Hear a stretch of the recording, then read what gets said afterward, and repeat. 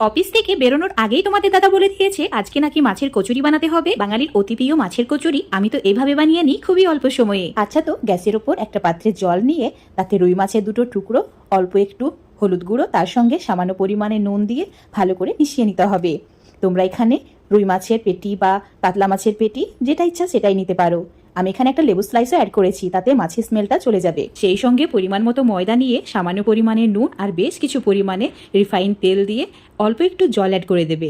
অল্প অল্প জল দিয়ে একদম নরম লুচির ডোয়ের মতো করে রেডি করে নিতে হবে। এখন এটা 10 মিনিটের জন্য রেস্টে থাক।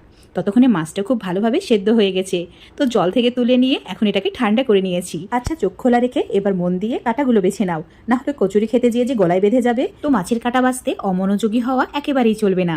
এখন ফ্রাইং প্যানের ওপর সরষের তেল 2 চামচ নিতে হবে। তারপর দিয়ে দিতে হবে ছোট সাইজের পেঁয়াজকে ছোট ছোট টুকরো করে কেটে নিয়ে 1 মিনিট মিডিয়াম আঁচে ভেজে নিয়েছি। এবার দিয়ে দিচ্ছি অল্প একটু কাঁচা লঙ্কা কুচি, যে যেমন ঝাল খেতে পছন্দ করো সেই হিসাবে কাঁচা লঙ্কা অ্যাড করবে। আদা কুচি, রসুন কুচি অ্যাড করেছি।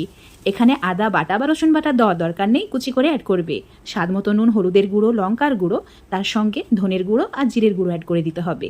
দিয়ে দিতে হবে সামান্য পরিমাণে চিনি, আর মশলাটাও 1 মিনিট মতো কষিয়ে নিতে হবে। আচ্ছা, এবার দিয়ে দাও কাটা বেছে রাখা মাছের টুকরো। এবার একটু সময় নিয়ে ভালো করে মশলার সঙ্গে কষিয়ে নাও, তাতে করে এই পুরটা খেতে খুবই সুস্বাদু হবে।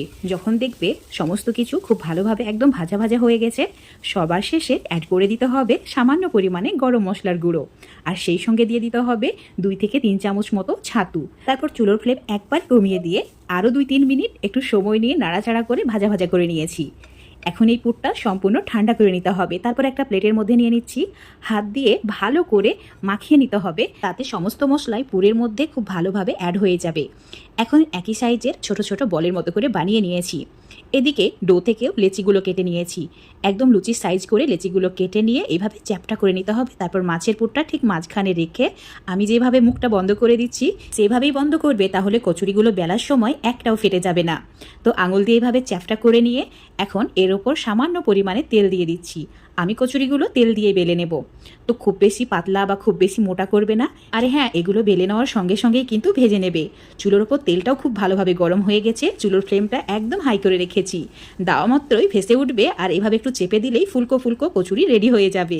তো সবগুলো ভেজে নিয়ে গরম গরম সার্ভ করে নিচ্ছি। এই সুস্বাদু মাছের কচুরির সঙ্গে বানিয়েছিলাম নিরামিষ কাশ্মীরি আলুর দম। আর এই আলুর দম বানাতে মাত্র 10 মিনিট সময় লাগে, কোনো রকম দই ছাড়াই। এই যে অফিস থেকে তোমাদের দাদাও চলে এসেছে, তো আমি একদম গরম গরম মাছের কচুরি তার সঙ্গে নিরামিষ আলুর দম মানে কাশ্মীরি আলুর দম সার্ভ করে নিয়েছি। তো বাঙালির অতি প্রিয় ফুলকো ফুলকো মাছের কচুরি একদম পুরে ঠাসা, খেতে হয় দারুণ সুস্বাদু, বানানো সবচেয়ে সহজ। এই মাছের কচুরি তোমরা চাইলে নিজেদের পছন্দ মতো মাছ